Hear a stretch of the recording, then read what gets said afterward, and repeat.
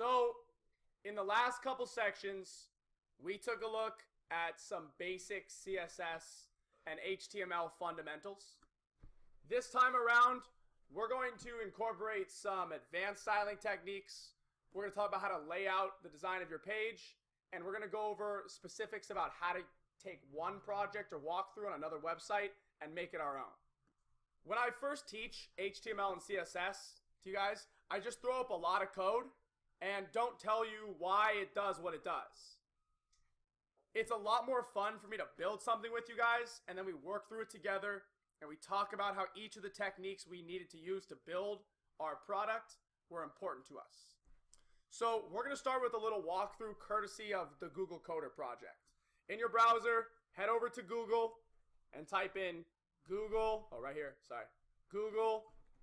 Coder projects. So it looks like this. And click on the very first one you see up here, the first link. When you click on this link, it's going to take you to this nice little Google Coder project website where they actually design labs for people to do for Raspberry Pis. Raspberry Pis are these tiny little computers. It's the size of this that you can hook to a display and have your own little personal computer. They're really cool. They cost like $10 for a computer. So they're trying to figure out ways to make computers smaller and smaller and smaller so anyone can take them and do cool things with them. Right now we have computers the size of our phones, so getting them smaller than that is actually not that hard. And this is what it looks like right here. You can see on the front of this page. Now also, this is kind of a design, a practice in Google design.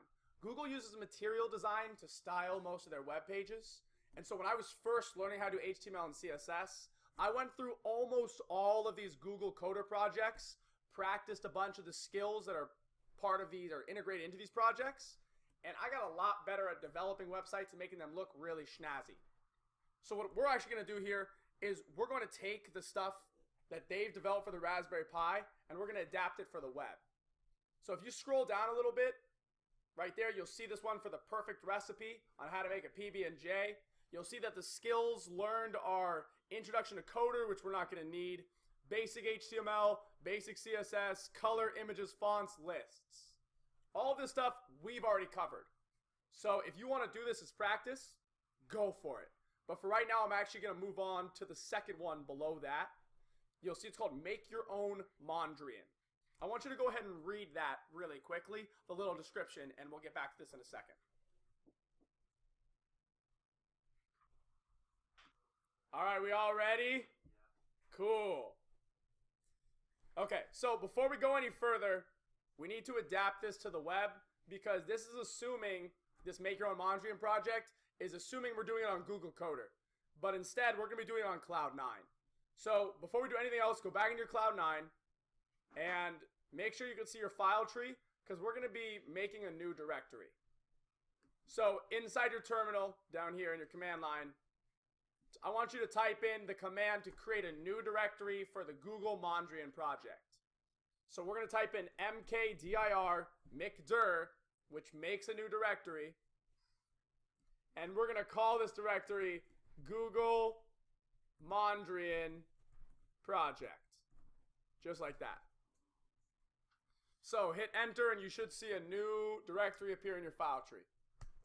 Bing. There it is. Lovely.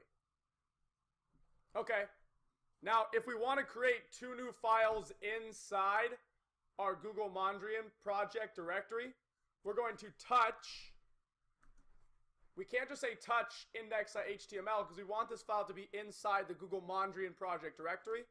So we're going to type in go and then press tab. And that's going to tab complete the name of the directory that starts with go, which is the only one for us is Google Mondrian project. And then we're going to type in index.html. So hit enter. And inside there, you should now see an index.html file. Lovely. Do that again, one more time, for a style.css file. So just go into your terminal, press the up button, and then make a file for style.css. Just like this. Ta-da! want me to zoom in a little bit? Oh, excuse me. Sure. Let's minimize all this.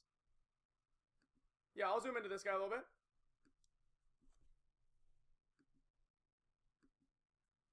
Is that bigger? Is that good enough? Okay, cool. Let me know if I need to make it any bigger or smaller for you, okay? All right. So now we have an index.html file and a style.css file, just like we had for any of our other projects. And I'm going to go back to my Google Code. Actually, before I do it, let's do some boilerplate. So I'm actually going to get rid of all of this stuff here. Cool, cool. Nothing in my text editor now. I'm going to open up just the Google Mondrian index.html and style.css. So we've been through this process before. Now let's do it one more time. In the index.html file, we need to include some basic stuff that we know we're going to need.